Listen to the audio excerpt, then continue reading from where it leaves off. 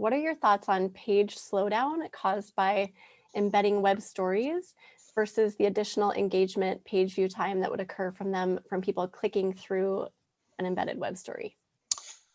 Well, I tend to not recommend that you embed web stories. I do think that the page slowdown is not insignificant. It is something to be aware of, but I also don't really think that there's a big value in embedding web stories. Instead, what I would embed a graphic saying click here to go to the web story, or I would have actually a something on your sidebar that says, hey, here are my featured web stories. You could reach over and review those. And we've done that with clients like Oh How Civilized, who is a very well-known, she has a very well-known tea blog, great site, that's G site.